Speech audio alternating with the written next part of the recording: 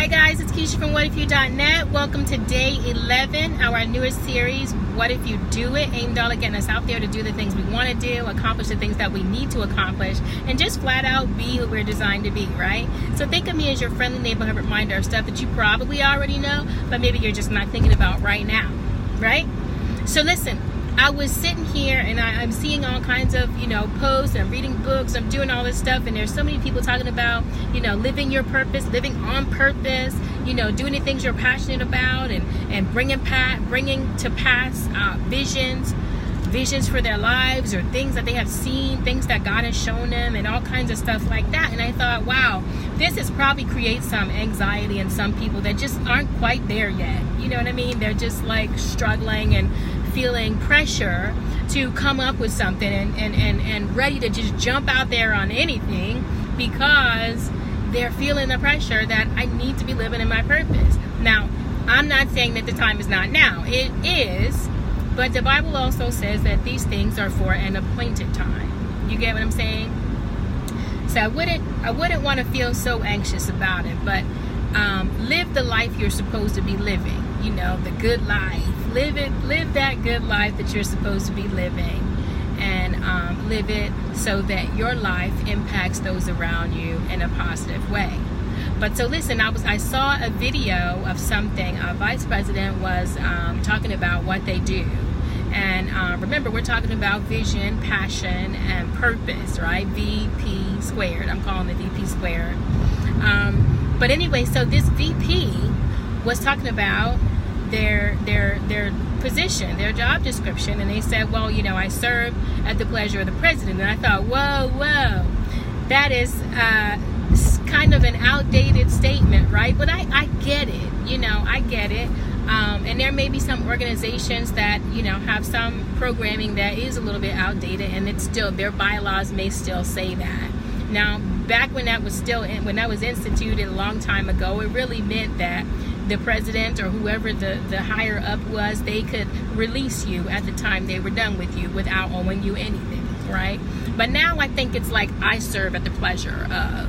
It's like I represent them. I help to bring forth their vision. I help to bring things to pass that they, conjured up, or that they're responsible for, right? And that's cool. So we got two schools of thought on that serving at the pleasure of. So my quote for today is, serve at the pleasure of whom you serve. I want you to seek and know the vision, pursue it with your passion, and deliver the purpose of you, right? So that's how they all relate as far as I'm concerned. I'm going to see the vision, right? It's going to be in front of me. I'm going to understand it and know it, have a little wisdom about it. And then I'm going to use my passions that God also gave me to bring forth, what I need to bring forth, which is the purpose of me, right? So that I can, do things to glorify God, and I can impact those around me in a positive way, and so that they're impacted by the Lord too, right? Why do I say that? Because I think the Bible says that if any one of you, I think this might be like in James, if any one of you lacks wisdom, let him ask, and of course God will provide it freely, and he will. And so I think I want to help you in not feeling anxious about jumping out on something, jumping out on your purpose or whatever. This relationship between vision and passion and purpose, it's a good relationship, and people use them interchangeably, but I'm not going to, because I think they're three distinctly different things.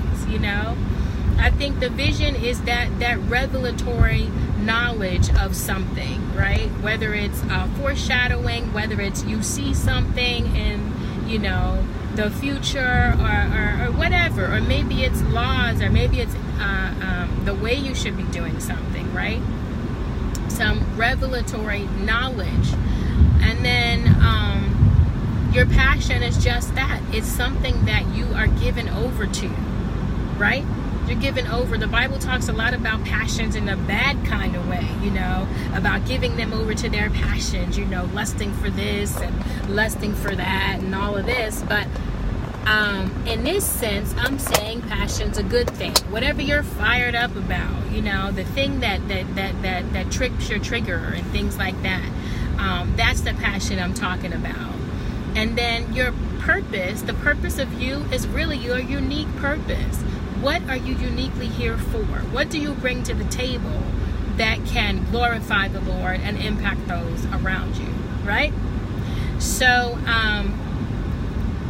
that's my quote: to see and know the vision, and then pursue it with your passions and deliver the purpose of you. If you can do that, that's how they interrelate with each other, right? But how do you do that? How do you see and know the vision? You have to get with God for that. You got to get with God. I mean, there's no two ways about it. You have to get in the room with God. And like I said in the word in James, it says, if any one of you lacks wisdom, just let him ask and God will reveal it, right?